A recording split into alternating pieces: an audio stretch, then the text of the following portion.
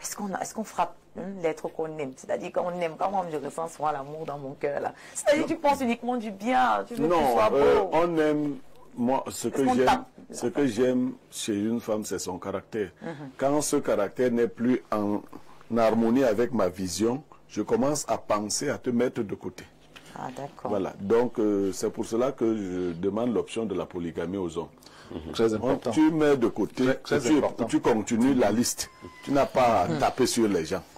Moi, si je suis même élu député, je vais demander qu'on abolisse, n'est-ce pas, la monogamie. Il faut abolir, non, faut abolir. Et maintenant, vous avez déjà même président, la seule voie. Le premier décret que j'ai signé. La première, la voix prépondérante dans un... On peut faire rester soumise sur le plateau. La voix prépondérante dans un couple, c'est la voix de l'homme. Ça, il faut le savoir. La voix prépondérante. Oui, c'est-à-dire celui qui doit dire le dernier mot. Si vous discutez le dernier mot... Même si la femme a plus d'argent. Non, l'argent... Oui, c'est même quand elle a plus d'argent. Et les femmes même qui ont le vrai argent sont soumises. C'est les débrouillardes là qui sont mal élevés.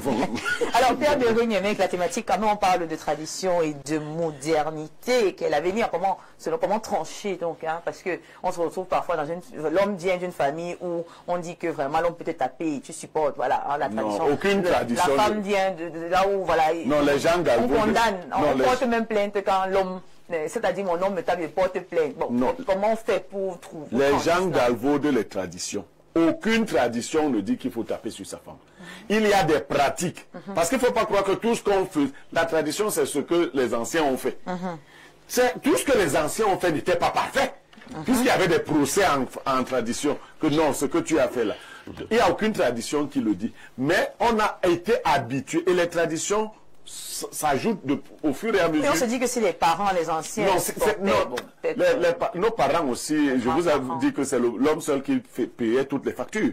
Aujourd'hui, ce n'est pas l'homme seul qui... 50-50 par Donc ça évolue. Il faut aussi évoluer dans la mentalité. Mais certainement, moi j'aimerais savoir, mais que dit exactement la loi concernant les violences conjugales? Déjà, il faut dire que la loi identifie 3 types de violences. Ce qu'elle appelle les violences sexuelles, parce que les violences verbales et les violences psychologiques. Pourquoi les violences sexuelles? On élude. Dans beaucoup de traditions, on avait développé des mécanismes de mutilation génitale. Est-ce qu'on essaie des communautés où on mutile les femmes? Ici, voilà.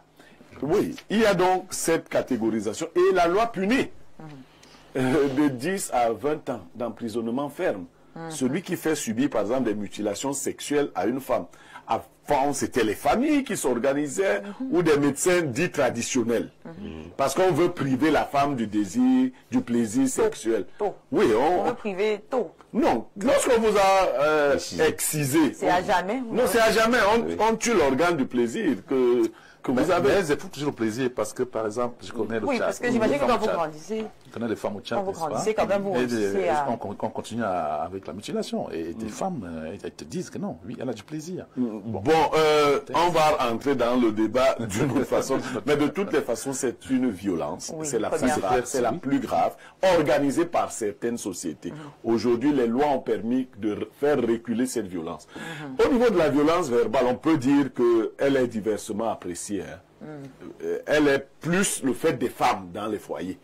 Et elle n'est pas sans conséquence. Mais comme nous voulons nous attarder aujourd'hui sur les violences... Donc, vous savez que c'est tout ce que la femme a. Non, c'est pas... Non, moi je vais pas soutenir les violences faites aux femmes, mais c'est pas tout ce que la femme a. D'accord. Sans jamais accepter qu'il y ait bagarre, il y a des situations de violence qui sont générées par les femmes.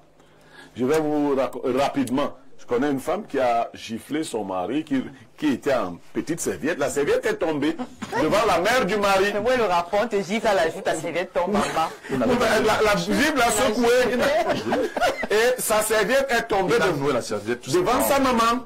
Bon, dans ces conditions, comment tu gères? C'est vrai que là, on a honte, il y a la honte. Non, il y a une infamie qui vient de se produire. Il est clair que la femme en gifle, on n'avait pas l'intention de faire tomber la serviette. Non, mais tu devais savoir que donc, ce n'est pas bien. Alors, non. La main sur mais il faut éviter. Comme les plus grandes victimes, ce sont les femmes. Il faut former les hommes à maîtriser leurs émotions. Vous comprenez? Ce n'est pas facile. de maîtriser ses émotions, mais il faut y travailler. C'est pour cela que les hommes et les femmes doivent être préparés au mariage. Le mariage n'est pas un jeu face, un lieu de plaisir seulement. C'est un lieu de confrontation. Quand vous sortez de vos propres maisons, les garçons et les filles ont des confrontations, les frères. Et les garçons estiment qu'ils doivent dominer sur leurs sœurs, que c'est les filles seules qui doivent faire les métiers de la... Les filles doivent aller en mariage. Ainsi de suite. Et on a les sœurs aussi qui veulent nous dominer. Voilà. Et non, les aînés, les grandes sœurs, parce que... Même les petites sœurs. Il y a des filles également. On va pas changer de débat. Il y a également...